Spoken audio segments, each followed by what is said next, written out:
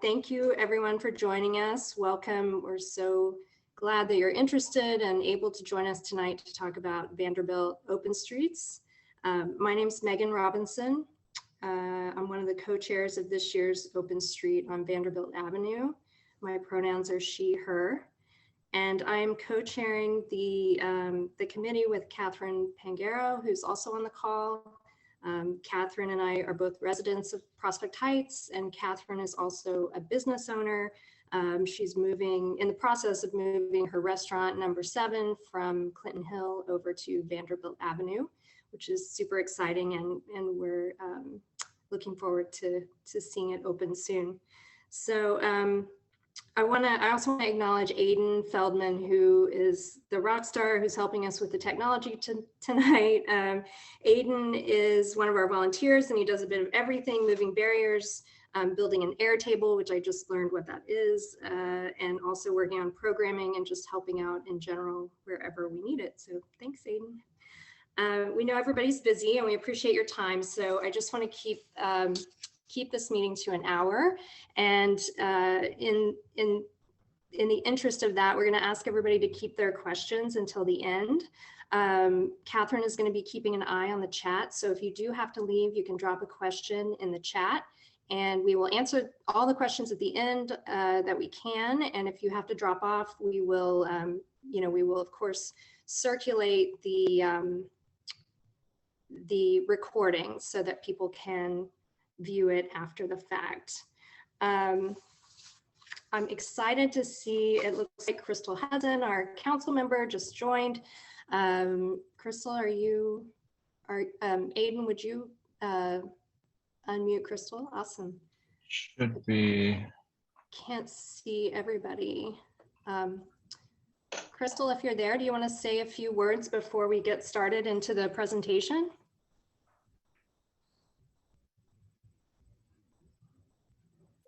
Hi there. Sorry, can you just say that one more time?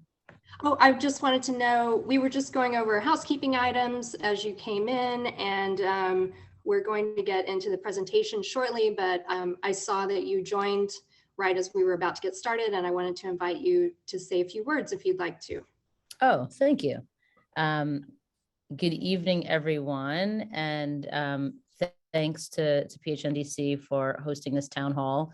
I'm sure if you're on this call, perhaps you've heard that there's a lot of drama going on Willoughby Avenue with the open street over there. And so, I think this is a great opportunity for people to hear about what's happening on Vanderbilt Avenue and also to express support, concerns, questions that they may have. Use this as, an open forum. I appreciate the opportunity and the initiative that PHNDC has always taken with Vanderbilt Avenue and showing really what's possible. I know this is I always get the exact framing wrong, and I'm sure Gib will correct me, but the largest open street managed solely by volunteers in the city, or the type of open street that this is that's managed by volunteers. And I think that's something that we should all be proud of. It's certainly something to be commended. And, I think it's a model for sure. So I won't take any more time, but I'm excited to hear about what you all have to share this evening. And I look forward to seeing people out on the open street starting next month. Thank you. Thank you so much, Council Member. We really appreciate you joining us, and we appreciate your support for the Open Streets program. And we're excited to share with you and everybody else what's in store for 2022. So I think I will, Aiden, we can skip to the next slide and sort of share the overview of what we're going to talk about tonight. We just introduced Crystal Hudson, but we also have 2 other guests who are going to speak at the top here. The first one is Kyle Gorman, and Kyle is the Senior Program Manager of the Public Space Unit at the Department of Transportation. And Kyle's going to say a few words about DOT and the city's perspective on the Open Streets program. Kyle, are you there? Yes, I am. Hello, everybody. If we could just move to the next slide as well, please. Great, thank you. Hello, everyone. My name is Kyle Gorman. I work for the city's DOT. I have the unique job here in New York City of managing our Open Streets program citywide, getting to work with all different types of stakeholders, including PHNDC, on the transformations of streets in a public space. The one on Vanderbilt is, as we said, one of our most successful and completely volunteer run. So we're super excited to continue to support it in the third year of Open Streets here in Prospect Heights. If anyone has any specific questions that they want to direct to DOT, they can email us at openstreets@dot.nyc.gov or by calling our Brooklyn Borough Commissioner's office at the number on the screen, which is 646-892-1350. Thank you so much. Looking forward to hearing more from all of you later on. Great, thanks, Kyle. Kyle's been a great partner to us in all of our open streets and transportation related programs here in the neighborhood. So it's great to have him with us. And our next guest that I want to introduce you to is Chris Maestro. Chris is the founder and one of the owners of Beer Wax, one of our restaurants on Vanderbilt Avenue. It's one of our restaurant partners. And Chris is just going to share a little bit. The restaurants are a really important piece of this. You know, Open Streets started as an economic recovery to help and support the restaurants in the neighborhood and across the city. And we wanted to hear from Chris to have him share with you all what Open Streets has meant and just sort of give you the restaurant perspective.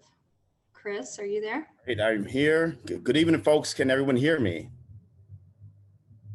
Great. Just want to make sure I'm being heard loud and clear.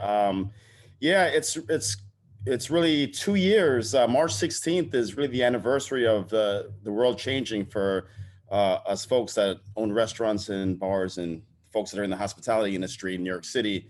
A lot of unknowns after March 16th of 2020. I had to lay off my entire staff. I wasn't sure if we would be able to, pay rent every month. Sales for us dropped by 50%, so it was really rough.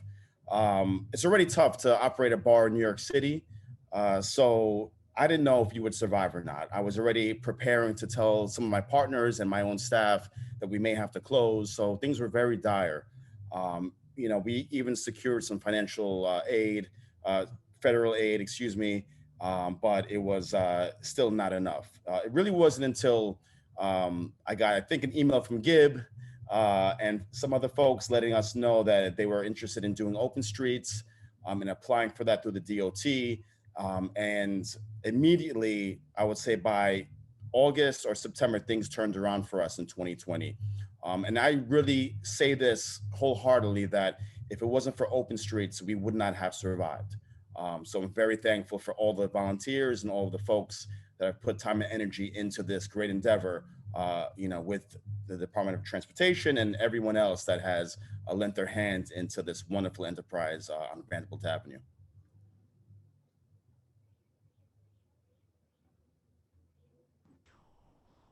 Thanks, Chris. We appreciate you coming tonight. And I know, you had to take time out from running the bar tonight, and we really appreciate it. It's great to hear from you, and it's great to know that Open Streets has been so helpful to your business. And I know a lot of the other business owners on Vanderbilt share the same sentiment, which they've shared with us. So, all right, now we're going to get into the next part of our program. We're going to talk a little bit before we start talking about 2022 and the year ahead that is about to launch. We wanted to take a few minutes to look back at 2022. After starting during the height of the pandemic, the Open Streets program really grew and expanded last year, and that was thanks to a lot of people on this call, many of whom you're going to hear from tonight. To give some perspective, we wanted to just take a quick look at the top level goals that we had for 2021 and just kind of see how we did, how we addressed those. So Aiden, can you skip to the next slide for a second? So the top line goals for 2021 Of course, safety and sanitation. Safety is always number one, and we had to figure out a lot with sanitation during last year's Open Streets. We also worked to refine the coordination between volunteers and paid staff, communications with the neighborhood and all the businesses on the avenue. The team also worked to develop a funding plan to make the program sustainable. And we also wanted to create opportunities for artists and performers. And when I say we, you know, Catherine and I are leading the committee this year, but certainly so many people have contributed to this and brought it to the successful program that it is now. So we're really just picking up the mantle and taking it and working with that team from last year, bringing in new volunteers. So it's definitely a huge group effort. So to talk a little bit more about 2021 and the things that were done, there are a few people who have been hugely instrumental in the success of the program. And I'm going to introduce all the speakers up front now, and then they're going to go through and talk about different things related to 2021 and also the year ahead, 2022. So the first speaker tonight is Saskia Hagens, Vice Chair of PHNDC. You will also hear from Gib Vicconi, the Chair of PHNDC. Matt Shabbos is the co-chair of the Livable Streets Committee on PHNDC, and Claire Hapke, who brought many of the musical performances and programs to the Avenue last year and who has graciously volunteered to help lead that group this year, the team that's bringing programming to the Avenues. So with that, I'm going to turn it over first, I believe, to Saskia to talk about the safety and sanitation and where we made strides last year on that front. Saskia? Thank you. Yeah, so we spent a lot of time last year with the Livable Streets Committee, with Gib and with Kyle and our other friends from DOT, talking about, especially about bike lane designs. There were a number of points, as Megan indicated, that we wanted to improve on from the first year. And keep in mind, in 2020, the program was basically being invented as it was being run. So there was some room for improvement. And one of the, there were two very common comments that we received, one being the sort of the mixing of pedestrians and cyclists that was where there was some room for improvement. Another comment was trash and sanitation issues. So we focused on those. We piloted, if you might remember last year at the beginning of the season, some different bike lane designs, and then settled on the design that we'll be continuing with this year, in which we called this design all on one side, where the bike lane is fully on one side of the avenue, and we alternate that every weekend between the west and the east side. The reason for alternating the side is so that all of the restaurants and businesses get their fair share of using the road bed for their restaurant setups. The reason for keeping the bike lane straight on one side is because that's the easiest and most intuitive for cyclists to use, and also for pedestrians and generally visitors to the avenue to understand where the bike lane is. A major upgrade, and what was very helpful in that regard, is that we got more and better barriers from DOT last year. We switched to the French metal barriers as opposed to the wooden sawhorses and various other barriers we had the first year. We also upgraded the signage, and that was sort of a work in progress throughout the season last year. We added additional signage to indicate where the bike lane is. We just to preempt one question we often get, which is, why do we even need a bike lane on Vanderbilt Avenue? Why not use all the space for pedestrians? We did some bike counts in April last year to get a sense of how many people cycle on Vanderbilt Avenue, and we found that on average about 400 people bike per hour up or down Vanderbilt Avenue. We even had peak numbers on a nice day of more than 800 cyclists. This is really a major bike corridor from neighborhoods to the north of ours to the park or further south. For instance, connecting the protected Flushing Avenue bike lane to the park. So it's really providing a safe, protected bike lane on Vanderbilt that's heavily used both by people traveling through or visiting the street. So that's been a major focus of us to keep that as safe as possible. Another upgrade last year was that we hired staff to set up the barriers and maintain the barriers during the day. They were still supplemented by volunteers and restaurant staff, but that greatly improves sort of the systematic setup every weekend, and especially maintaining barriers and signage throughout the day. That the staff was also instrumental to our sanitation improvements. They replaced trash bags in the trash cans. And last but not least, we got support from the City Cleanup Corps as provided by DOT that started last summer and helped with some light maintenance of the street and some horticultural support as well. So those were all new additions last year that we hope to continue this season. And with that, I'll pass it on to Gib.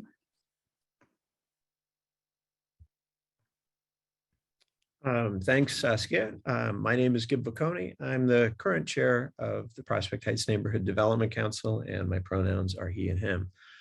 Can we move on to the next slide? So as was mentioned before, PHNDC partners with the Department of Transportation to run Open Streets in Prospect Heights. Open Streets is a permanent program of the City of New York that is implemented by the Department of Transportation, and the Department of Transportation makes several requirements of us to be able to be a partner in running a program like Vanderbilt Avenue. I believe we are the largest volunteer run full closure open street in Brooklyn. I think we're the only one actually at this point. These types of programs tend to be run by business improvement districts, but lacking a business improvement district on Vanderbilt Avenue. In 2020, PHNDC decided to sponsor the Open Street program because, as Chris mentioned earlier, we had a great deal of concern for the future of our hospitality businesses, and we're interested in taking advantage of this program that would provide some economic relief for them given the pandemic restrictions. What we didn't expect was that it would be embraced in the way it has been by the residents of Prospect Heights, who have kind of made it their own and use it in ways that we hadn't anticipated when we began sponsoring it. So last year, as has been discussed, we began making some improvements to the program in order that it might be a more sustainable, permanent program for the community of Prospect Heights. One of the important changes we made is, although our program still is designed and run by volunteers, we did begin hiring paid staff to help us marshal the event on weekends in 2021. One of the requirements that DOT asks of us with this program is that we have staff on site at all times to marshal the event, make sure that barriers remain in place and that other safety conditions and program requirements are observed.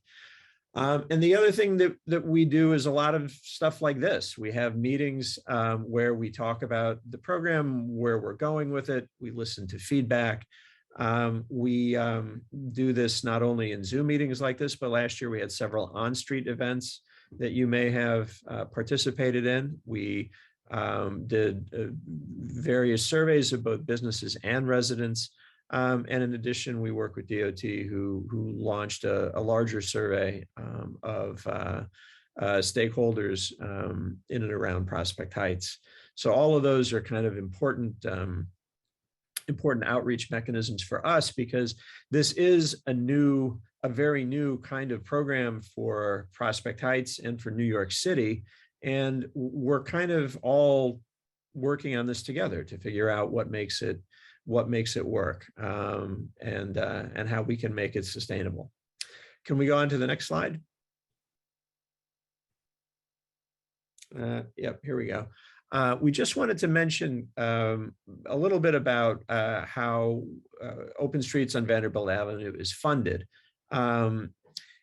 2020 was kind of a seat of the pants operation. We did it without any funding at all. We had a large number of volunteers that work with us marshaling the event. It was wonderful.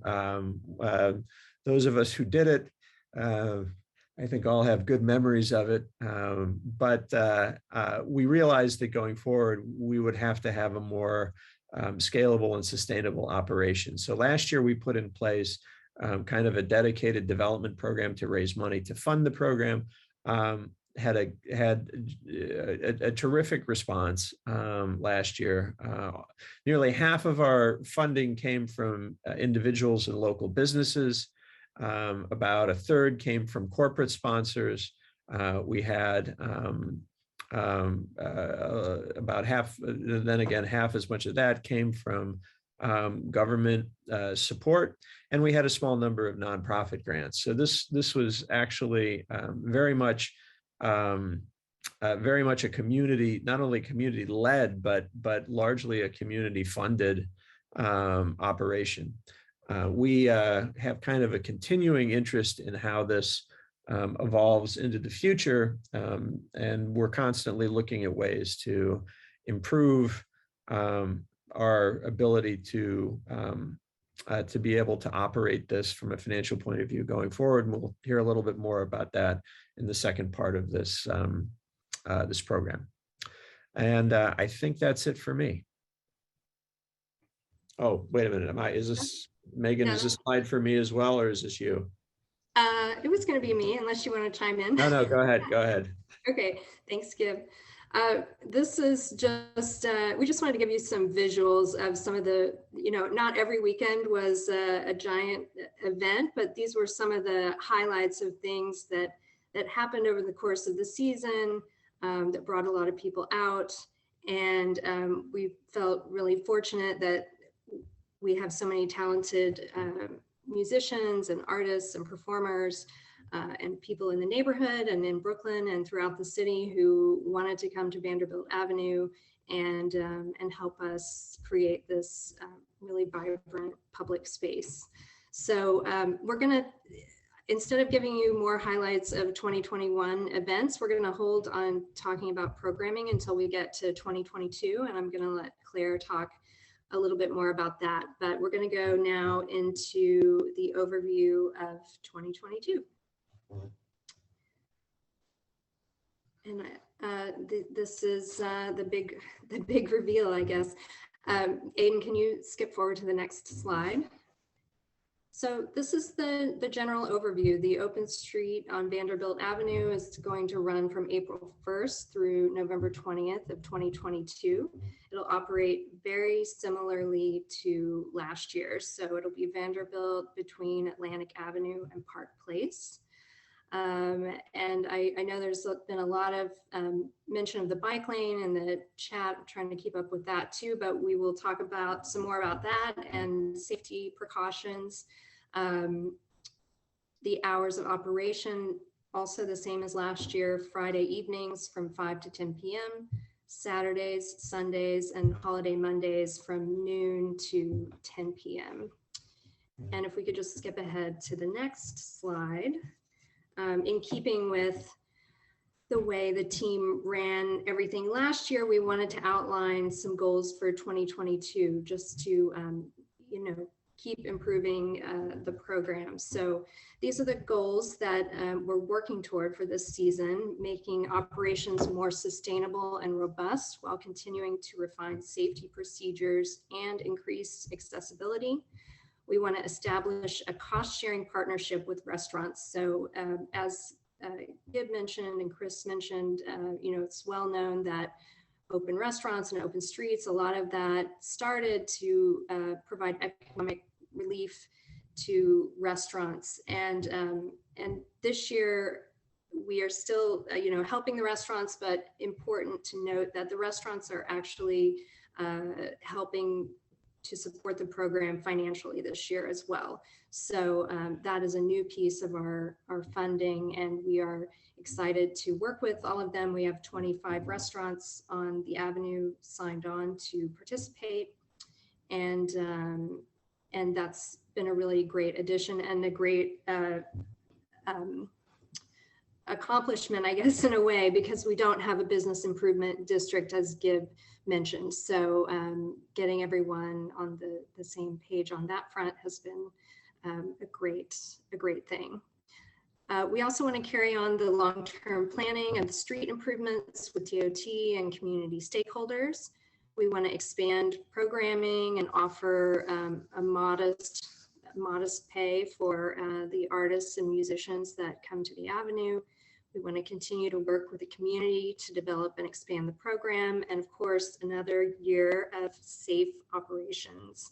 And on that note, because safety is always the #1 priority, I'm going to turn it over to Matt Chavez, who heads up our operations team. Matt? Thank you, Megan. Good evening, everyone. My name is Matthew Chabas, and for much of the past 5 years, I've lived on Vanderbilt Avenue, and I became involved in this and PHNDC through moving the barriers during September and October 2020, as we began learning how to operate an open street.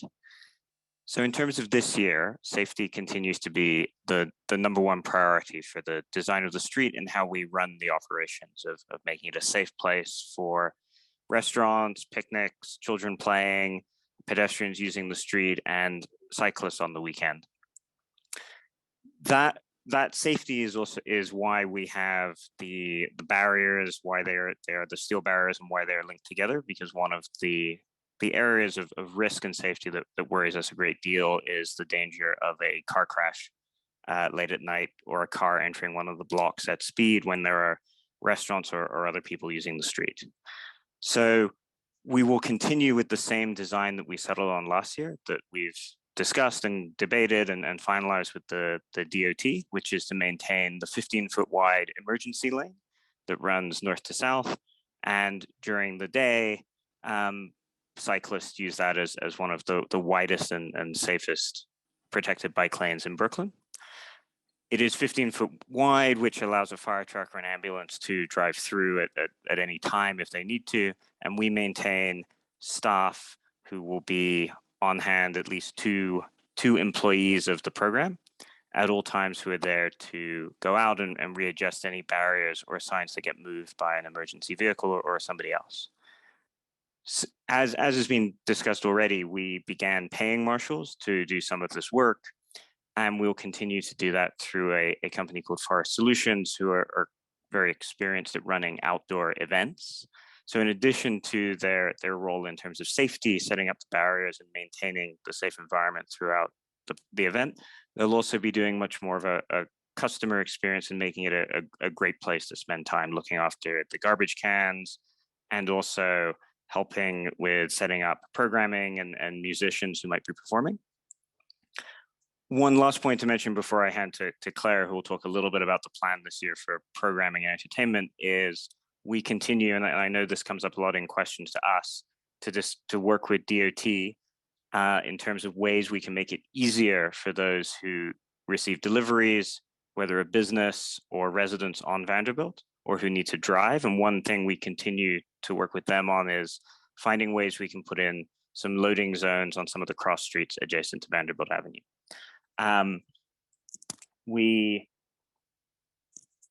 We will continue to have volunteers working with the marshals, because some people, myself included, enjoy getting out there and helping out. So if there are people on this meeting who'd like to continue volunteering, please get in touch with us. And then finally, again, our huge priority #1 is to make sure we can do another year of safe operations. Now I hand it over to Claire, who has something on the programming and entertainments we have planned this year. Thank you. Hi, everyone. My name is Claire. My pronouns are she, her, and I was I guess I was in charge of programming last year with a bunch of other people who may or may not be on this call. Our hope last year was to give musicians and artists a place to do their craft in front of other people. So we tried to give sort of a diverse group of people a chance to perform in whatever way they want to perform. And as you can see in the pictures, we had a circus that came. We had a bunch of brass bands. We had drag queen story hour. We had a couple, excuse me, we had 2 events with DOT that brought a big stage and a bunch of really cool musical acts and dance groups that came to the Avenue. So we're really trying to continue that this year and continue to sort of diversify the people that come to the Avenue, both to see the performers and to perform. The hope this year is to get a lot more Brooklynites out here in terms of performing. We're trying to get, we're trying to represent the neighborhood by using people from Prospect Heights, but also Brooklyn and beyond. This year, I'm so excited to say that we're able to pay our musicians and artists, where last year we weren't so able to do so, although people collected tips and were able to make money that way. But this year, we're able to offer an honorarium for the groups that come and provide us with entertainment. So I'm really excited to do that. And then there is a link that I think will be dropped in the chat or is on a slide somewhere. I think it's going to be dropped in the chat, AKA wink, wink, drop it in the chat. Thanks. For anyone who would like to perform or help in the, well, no, performing is the link. So yeah, we would love to have you come to the Avenue, and please feel free to apply, quote unquote, apply for time on the Avenue. And then also we're always looking for volunteers for the programming team. So I believe there's info at the end about how to become a volunteer. So if you want to join the programming team, we're always happy to have people. Anyway, that is all the time I will take. Thank you so much. Looking forward to seeing you all in April. Thank you. Thanks, Claire. So that sums up the plan for this season of Open Streets. But as we've alluded to at a few different points, there are long range plans that DOT has in terms of street planning and urban design, and Saskia is going to share an update with us on that front. Right. So as we started out the program, the Open Streets program is really focused on bringing economic relief at the height of the pandemic to the businesses on Vanderbilt Avenue. That is still a core point of the mission. A lot of restaurants are not yet out of the woods there, but over the last 2 years, the program has grown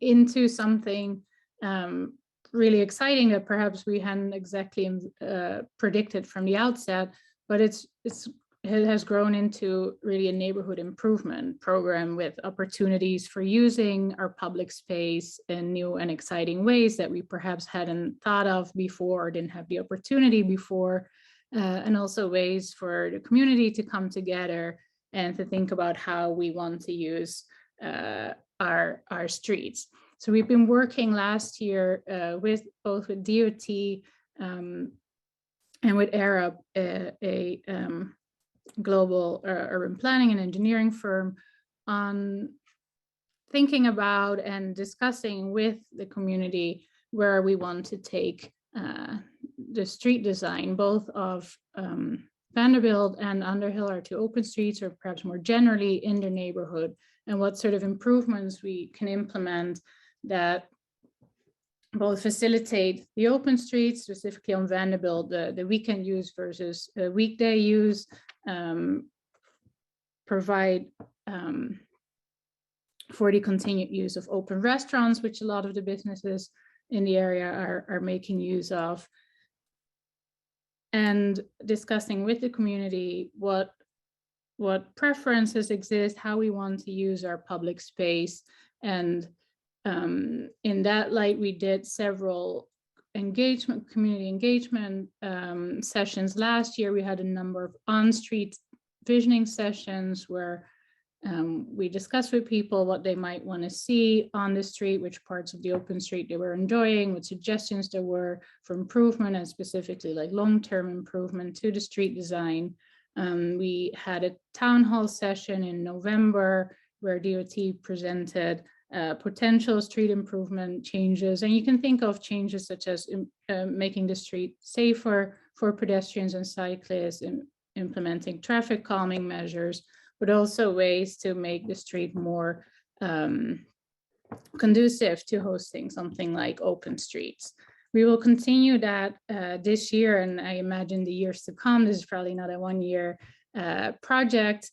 In addition to that, we're working on the operations side on turning our open streets committee, the management part, into a sustainable model to take this into the future. As you may have noticed, currently we heavily rely on volunteers, which is great, and we think that really makes it the special open street that's very community oriented that we have. So we want to turn that into something sustainable for the future. And all of these aspects really fit into the PHNDC mission of building a safer, more just and sustainable neighborhood. So you hear more from us on this front in the months to come. We'll do more town halls and on-street sessions with DOT to discuss potential future changes to the street design in the neighborhood. And with that, I'll pass it back to you, Megan. Thanks, Saskia. All right, well, I think the next slide, Aiden, if you want to jump forward one. So the only goal for the year that we haven't talked about is community outreach and engaging the community in the development of the program.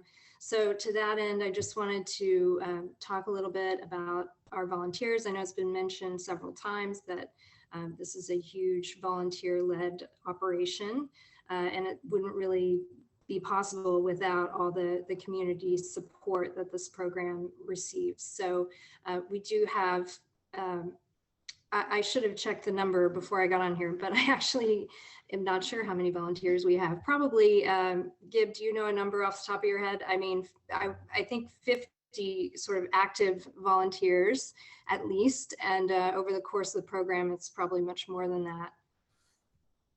Yeah, I think that's about, last year, that was about right for Vanderbilt Avenue, and a like number on Underhill Avenue. Right. So we have groups working on development, fundraising, the street operations that Matt talked about, programming, communications to make sure we're communicating with everyone in terms of city agencies, but also the community, and just generally, you know, making sure everyone is informed and able to get involved in any way they'd like to, and also the long-term planning. So if anyone is interested in hearing any more about any of those or interested in getting involved, we would love to have you reach out and join us, and we'll put the link there at the end. And the other thing, if you go back just one quick second, Aiden, to the slide before, I just wanted to point out, probably many of you received the postcard in the mail, the photo at the bottom of the Vanderbilt Avenue through the glasses.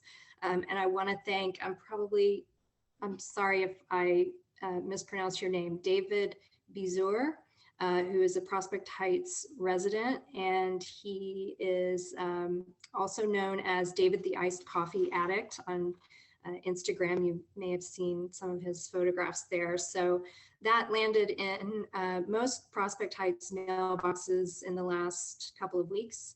And also the poster, the hopscotch sign on the right was up in a lot of windows on Vanderbilt Avenue. That was designed by another Prospect Heights resident and one of our volunteers, Andrew Condell. And we have several ways that we'll be communicating things. So in addition to this direct mail and the poster, social media, of course, outreach to different block associations and email listservs in the neighborhood. And we would welcome, any information. If you're not getting the information, let us know how best to reach you, and we'll try to add as many communication channels as we can. So on that note, we can jump to the next slide, Aiden, which is our last slide. And it has all the ways that you can reach us. So vanderbiltavenue.org is the website. We keep a Google Calendar there with the upcoming events. So you can always check there to see what's happening. You can email us at info@phnDC.org. You can also subscribe to the PHNDC bulletin, which comes out about once a week. If you go to the phnDC.org website, I think it's on the left-hand side, there's a place to subscribe. And then all of our social media handles are on there as well. And I think 7:44, we were trying to get through all of that in 45 minutes. So we're in just under the wire. And now we can take questions. I think what we'll do is, do we have the raise? I don't know if you want to raise your hand. We have a lot of people, 74 people on. So maybe if we use the raised hand feature, and then Catherine has also been collecting some questions. If they weren't answered in the chat, we'll try to get to them. So maybe we'll, take the questions that were in chat queued up already first. So Catherine, I think you said you had those. And then for those who are not familiar, at the bar at the bottom, if you're on a computer, on mobile, I'm not exactly sure where it is. I can try checking, but I believe there's a raise hand button. It might be under reactions. It looks like a few people have gotten that working. So hopefully it is enabled, and I will unmute folks when we get to those. So Okay, Catherine, so you want to go first with the? Yeah, let's start with the ones? questions that I grabbed from the chat. And y'all, I'm trying to do this in order, but I'm also going to try and group the subjects. So I will read your question, and then whomever on the team feels most fit to answer it, then we'll do that. So the very first question we had was about dancing on the avenue. So why don't we talk about programming stuff first. I'm not sure if the reference was to the dance party that happened last year or the salsa social, but that's just a question about whether or not these things are going to be happening again. But it seems like generally very supportive of wanting more dancing on the avenue. And Clara can speak to this, but we did have a very successful salsa lesson and social last year that just people adored. And so we're hoping to bring that back, hopefully more than once if we can. Claire, do you have anything you want to say about that? We are definitely going to do more than one salsa social. The other thing is, if you want to see more dance on the avenue in terms of performances, send your dance friends to sign up to be a performer. We would be absolutely ecstatic to have more dancing on the avenue, but we need them to be brought to our attention so we know who is interested. So if that's an interest of yours, send them our way. We're super excited. Thank you. Another question that falls under that category was a question / comment just about the music being generally too loud. That's definitely something that we take very seriously. We make an effort to, and we'll continue to make an effort to make sure you don't have a band outside your window every week at the same time consistently. We're going to try and spread things around. We definitely will be monitoring anything that's amplified at all. But just know that we're definitely trying to be respectful of everyone's airspace. But if there's something, obviously keep us informed. I think that's everything under programming. I think, Gib, that you answered everything that was Underhill specific in the chat.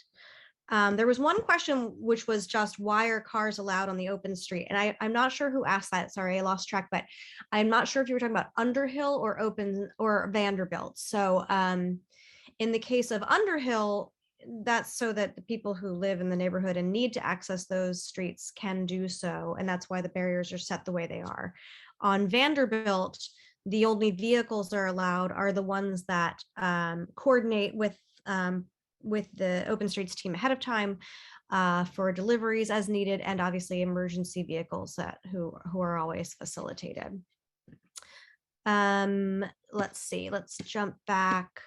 There were a few questions about PHNDC specifically and how it acts in relation to block associations. I believe, Gib, that you answered that, but I wanted to make sure that was answered sufficiently. It sounds like basically they're just kind of one's macro and one's micro. Gib, does that sound?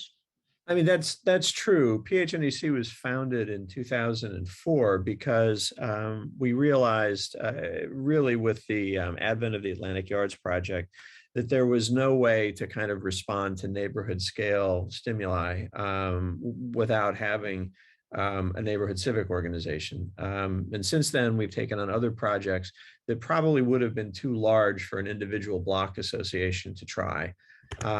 Like historic designation of the 850 buildings that are now part of the Prospect Heights Historic District, and other sort of similarly large scale projects. That being said, we do work with block associations.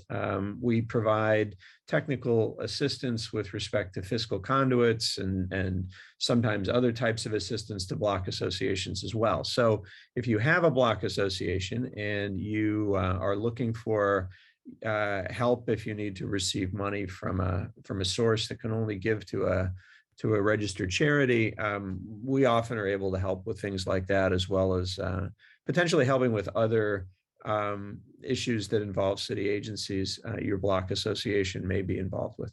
So you're welcome to reach out to us on that basis as well. Great. There were a couple questions about hours. One question was why we don't go all the way through the weekend after Thanksgiving, since that can be such a big kind of festive and retail friendly weekend. There was also a few questions about sort of why are the hours what they are, why which days they are. I don't know, Kyle, if you're still here, you might want be the best person to speak to that, since I believe those are established by DOT. So DOT does stipulate the maximum permissible hours. PHNDC on Vanderbilt Avenue only partakes during the weekends, Friday evenings and Saturdays and Sundays in the day and evening as well. I think others can give you the exact times on the call. Cool. Let's see. Okay, we got that.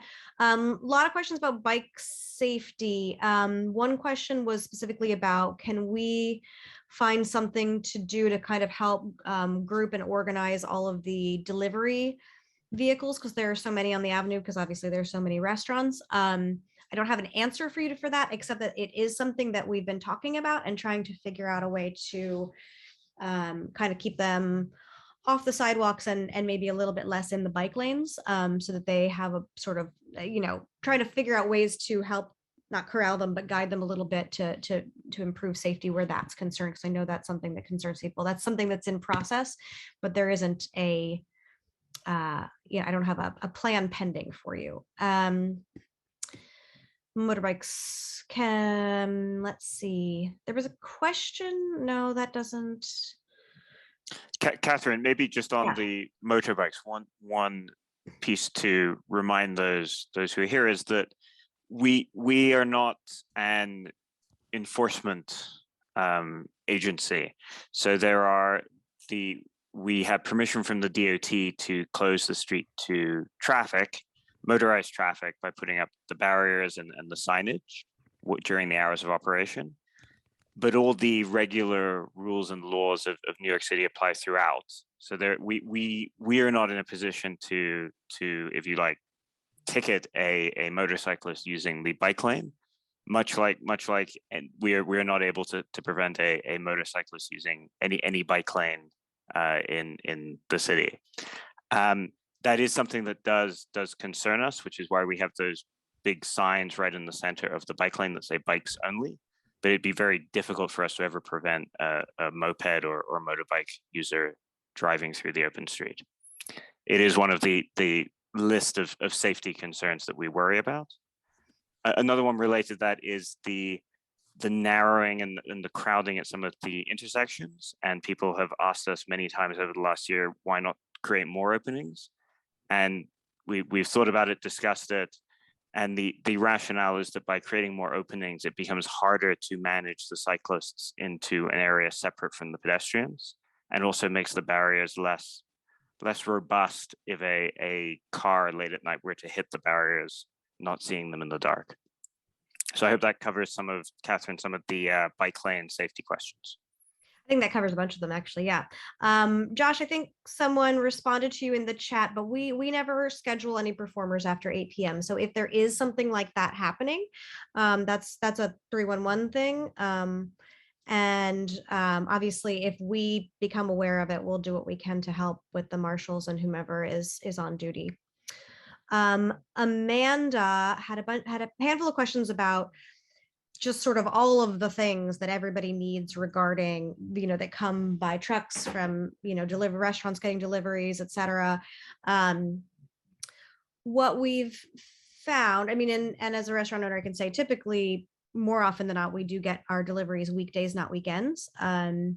Most of our vendors won't deliver us to on the weekends. It's sometimes inconvenient, but that is what people have been. A lot of the businesses have been trying as best they can to arrange their deliveries to accommodate the open street, because they found that the benefits outweigh those inconveniences. Obviously, that won't be true for everyone, but that's certainly a part of it. I'm not sure if that properly addresses what you're asking. And I think that pretty much covers everything that I have down here. It's all been either answered in the chat or answered here. Do we want to go to the raised hands? Yeah, sure. The first So one I can. is, oh, did someone want to say something? No, I was gonna offer to moderate that. Go ahead, Megan. Hayden, this is Matt. Could I just answer one other one that I saw that Sure. I can cover, which is questions about the bus service. So we have over the last year become well acquainted with the Brooklyn weekend superintendent, who manages the dispatch and rerouting of the buses that normally serve Vanderbilt. We haven't yet, with him, found a better way for the bus to still access the neighborhood other than on Washington Avenue. But we continue to go back and forth with him on some of the ideas. I hope in the future we'll be able to find a better way to continue to serve those who need the bus on the weekends. Oh, and sorry, before we get to the hands, there was one more question that was on my list here. Someone asked why Arup specifically would be involved in this question. Someone want to field that? I guess I can take that. This is Gib. Arup is one of the leading urban design and planning firms in the United States. They do extensive work in transportation in New York City and in other large cities, and have been very interested in participating with the development of thinking around open streets. So we met up with them last year, and were very grateful to get their thinking about how Vanderbilt can develop, and we're actively engaged in thinking through all of those issues now with the Department of Transportation, and certainly appreciate having consultants of their caliber be able to help us in that process as well.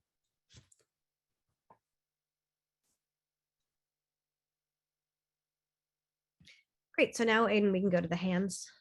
Cool. So it looks like I think it goes in order of hands raised. So we have Josh, Peter, and then Richard. It looks like was trying to raise his hand. ask a question. Just a reminder to please keep it short, just so we can make sure to get to everybody. So I will go ahead and unmute Josh first. Josh, if you can't unmute, let me know. Hi, can you hear me? Yes.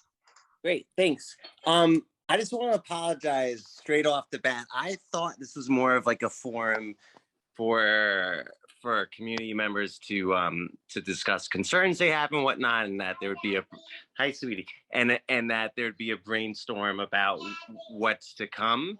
It sounds like, and I just got a postcard in the mail. I was very excited to talk about all this, and it sounds like everything's moving forward.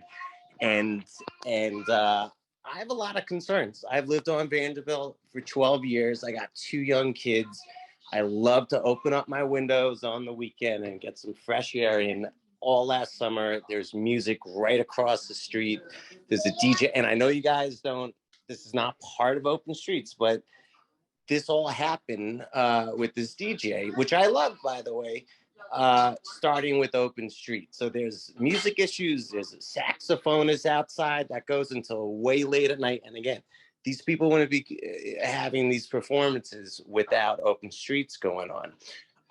And B, I think it's really disruptive to have the street closed down where we can't load and unload our children into our home. If we're taking a cab back from something or coming back from a weekend or leaving, it's really disruptive. And I wanted to say, I love Open Streets. I love the daytime. I wish it could just be like one night a weekend, one day a weekend. I don't really see why it has to be 3 nights every single weekend. It seems like a lot. And it's not that fun for people that live right above it. I didn't sign up to live on like Mulberry Street, and literally I didn't sign up to I just didn't sign up for this. It's nice. I think COVID is pretty much over. Everyone's got their outdoor seating. They're building it right now in front of where I'm looking right now on the street, taking up parking spaces. It's like, I don't really see why 3 nights every weekend is necessary. Thank you. Thank you, Josh. We have a couple of folks who also want to talk, and we're right about it time. I'm sorry to cut you off, but I think thank you so much for expressing. Yeah, and again, I just want to apologize. I didn't know this was all going to happen, so I wanted to just put my input out there, but it sounds like it's too little, too late. So for that. Again, we welcome. We also mentioned we'd welcome anyone who wants to get maybe more involved in the brainstorming, that kind of thing, to get involved in volunteering. So we have the contact info on the slide here. So I'm gonna move on to the next person. Sorry to cut you off again, but just for time. So thank you so much, Josh. So next, I'm gonna go to Peter, and then to Richard. Yeah, hi, thanks. Thanks for turning off my mute. I wanted just to address a couple of things, or just ask a couple of things here. I posted a question in chat. I asked if the Department of Transportation and PHNDC would be willing, or even I would suggest it might be, given the back and forth here, it might be that you guys might want to be eager to bring these issues to the Environment and Sanitation and Transportation Committee of Community Board 8, and to the Community Board generally. And I know Gabe Baconi is a member of Community Board 8, and the head of the committee itself is actually a resident of Park Place right off Underhill. I'm a fan of Open Streets, but I think that the Community Board is the agency of government that's really meant to administer these kind of discussions and conflicts. And I would say that the conflicts are, certainly a lot of enthusiasm for Open Streets, but there's more questions about Underhill. The Food Town question has been raised a bunch of times. So I just think that would be really helpful to bring them to the agency of government that is meant to give guidance to the city agencies. So I'm just wondering if there'd be a commitment from PHNDC to do that. So thanks. Peter, I think and Department of Transportation as well.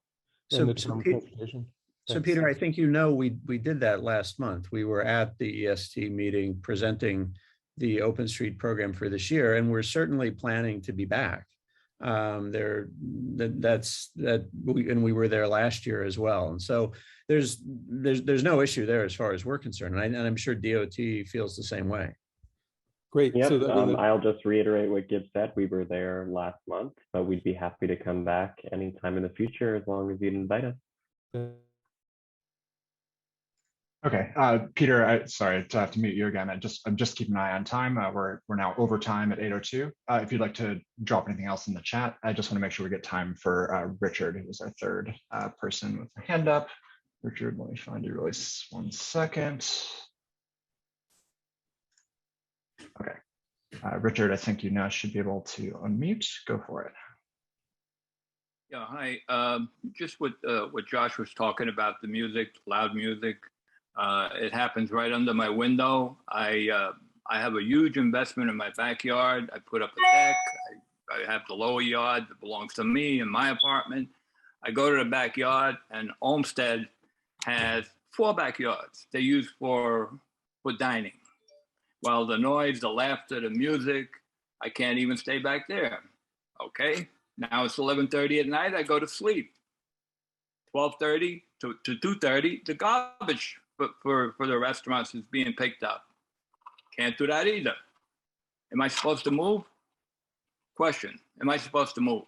Okay, I have a big investment in my building here, and that's a big problem. My second big issue is the emergency lane. And if you look at your own card, it shows the, and this is a very good picture. But look at the distance from one side to the building on the other side. How are firemen supposed to reach that building in an emergency and with tables on that side of the street, or vice versa, whichever side is the emergency street? Now, the PHNDC website shows the emergency lane coming down the center. Now, I've asked this question many times. My concerns are going to be addressed. What are we waiting for? Somebody to burn to death? Somebody to die? Who's going to be held responsible? I mean, you know, this is people's lives. Matthew or Gibb, you want to speak to the safety concerns, and then maybe Gibb, you can speak to the, or Gibb, if you want to go with like noise stuff first. You're on mute, Gibb. With respect to noise, as we pointed out before, we have a policy of not scheduling programming after 8 p.m. in the evening. That policy is not going to change. It's very important to us to make sure that the program on Vanderbilt Avenue doesn't disturb residents of Vanderbilt Avenue. And if you see people or hear people performing after that time, you should report it to 311. Unfortunately, we cannot enforce the laws of New York City. We're not law enforcement, and we don't have that ability. We do work with the NYPD, and we try to accomplish as much as we can. But if you are finding, you know, at late at night, you have an issue, we encourage you to report it to 311. If we also have a policy, I think as we mentioned before, of not repeating programming in the same location on successive weekends. We try very, very hard not to do that because we have found that that is something that will annoy residents. And so we try to keep our programming events relatively short, and we don't put them in the same place every weekend. Matt, do you want to take the fire end of this? Yeah, so the 15-foot emergency lane allows fire trucks and so on to enter each block. And as we've covered before, I think that we haven't, when this has been discussed with the DOT, with the emergency services, the concern that a fire engine would not be able to reach a building where there is a fire, that is not, they do not believe that is the case, or we would not be operating the emergency lane in the structure. And the emergency services know they are allowed to move barriers, ask people out of the roadway immediately, and have in fact sometimes driven over the signage to get to emergencies outside of Prospect Heights. So I think the question we've heard before, we have, to the best we can, confirm that the emergency lane as structured will work. as intended. Kyle, unless you want to add anything else, we can move to the next one, I think. No, I'll just add that we work in close coordination with all of our emergency service providers here in New York City, including the fire department, police department, and of course, many others. And so far, there are no significant flags about any of these open streets. And we definitely, look forward to working in concert with them to make sure that all of the life-saving work that they do is definitely not slowed down or hampered in any way. And that's something that DOT does in all of its work, including open streets.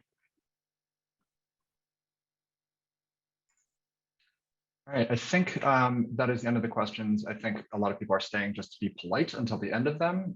So we're going to end pretty soon. So I will hand it back to Megan if you want to say any closing words, and just note that any subsequent comments or questions could be directed to the email address there. Yeah, that's what I was about to say.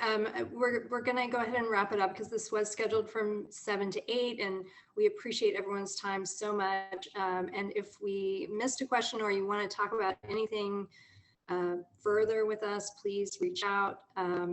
We are happy to talk to anyone about anything Open Street related. And again, really appreciate your time and look forward to seeing everyone out on Vanderbilt soon.